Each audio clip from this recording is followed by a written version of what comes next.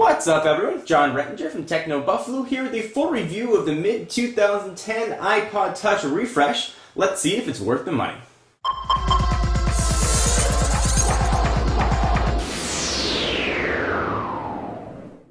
So being a touch-only device, the first thing you're going to see and what you're going to use most with the iPod Touch is the display, which has now been completely updated to include the iPhone 4's Retina display, which is going to give you a whopping resolution of 960 by 640 with 326 pixels per inch. And that's just fancy talk for saying the screen is gorgeous. I've talked about the Retina display on countless occasions in iPhone 4 videos, but suffice it to say, it looks just as good on the iPod Touch. Looking at older generation iPod Touches and older generation iPhones for that matter, you really can't see a difference with the screen.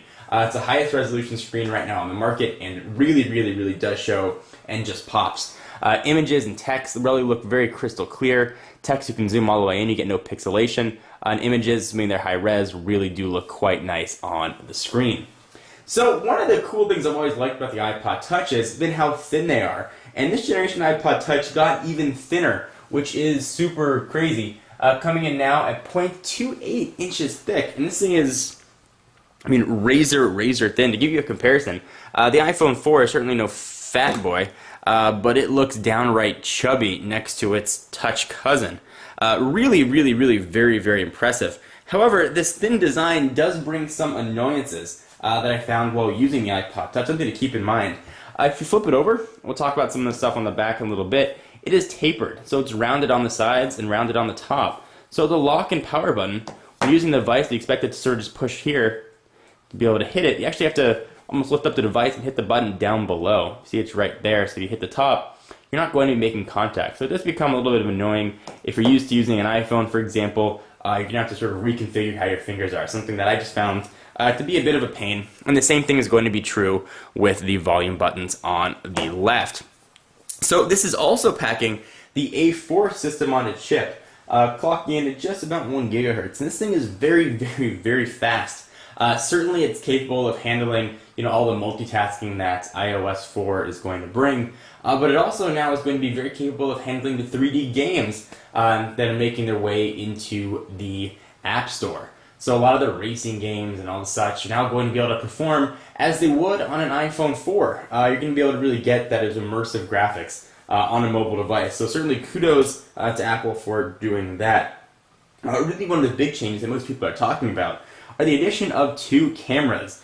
We've got one guy on the front, you can see him right there, and we've got one guy on the back, and they both serve similar yet different purposes. The one on the front is primarily going to be used for FaceTime video calls, which has finally made their way to the iPod Touch. We've been hearing rumors of a front-facing camera on an iPod Touch for what seems like eons now. The fact that this mythical unicorn is finally here is probably going to make some people quite happy. You may have seen my demonstration video I did on FaceTime. It works very well. You just register an email address and essentially call that email address. And it works from iPhone 4 to iPod Touch and vice versa. And hopefully someday we'll have a desktop client that'll work with this as well. We'll take VGA quality photos, and so not too bad, not great. You're not going to want to blow these things up, put them on a wall, but we'll take some pictures on the front. On the back, we have a camera capable of taking HD video, and that is HD at 720p. Record up to 30 frames per second with audio, and we'll take still photos as well at a 960 by 720 with the back camera. Just in case you were wondering, there's no LED flash here or anything, just the little camera. It's kind of lonely on the back. We do have an all-new aluminum design. You don't have that little black plastic panel for the Wi-Fi. Supposedly the aluminum is going to allow for the signal to come in and out. And since it's not an iPhone, you're not going to have signal drop issues because it doesn't have a cellular radio, which is probably why this sucker is so thin. And speaking of cellular radio, this is now very much more iPhone 4-like minus the phone. Everything the iPhone 4 can do, this guy can do as well, except for make phone calls.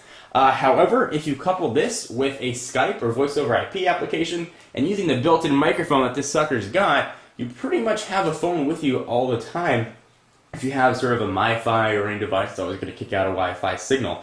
I've never been the biggest fan of the iPod Touch line. Primarily I've been using an iPhone, so I never had much of a need for an iPod Touch. However, this is a first generation iPod Touch that I think really fills a very big niche First, for FaceTime, you're now going to have people that can video chat really more widespread.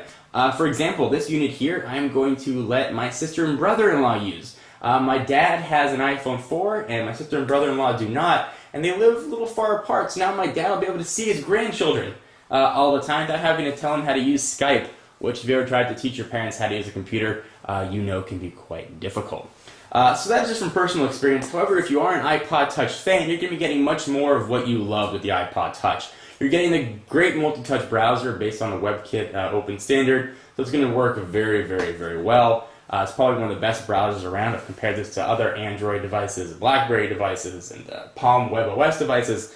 Still, the iPhone has the best browser around. Still, I find it a bit weird. The 3.5mm headset jack is on the bottom, but I guess if you're using an iPod Touch, you're probably used to that. So if you're looking to get an iPhone, and you want an iPhone, we don't want to switch carriers to AT&T, the iPod Touch is probably going to be a perfect way for you to go. However, if you decide to do that, it is not going to come cheap. The 8GB model is going to cost you $229. The 32 gig is going to bump you up to just about $300. And if you want to go for the granddaddy of iPod Touches, you want 64 gigs for $399. So not cheap. Not cheap at all. But you're not stuck with a contract. So this isn't going to be a review of Apple's product lines or what you think of Apple. This is a review of just the product itself. This product itself is still the best and the preeminent media player on the market. And it's very hard to not like it. It just works very well. The App Store adds a ton of functionality.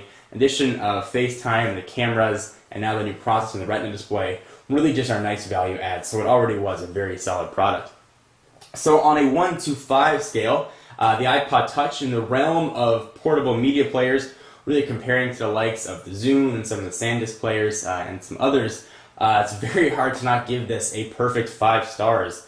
It is very expensive, as tend to be with Apple products, but you're getting a decent amount there. Price aside, this really has everything that you could want from a media player. So, on a 1 to 5 scale, as I just mentioned, this is going to get a 5. Do you agree or disagree? Am I drinking Apple Kool-Aid, or am I right on target? Love to hear what you guys have to say. I am John Rettinger from Techno Buffalo. Be sure to check out the website for all your tech news, for exclusive content. Check me out at Twitter, twitter.com/John4Lakers. And all those links, some will be right down below. So be sure to check those out. I will see you in the next video. Bye-bye.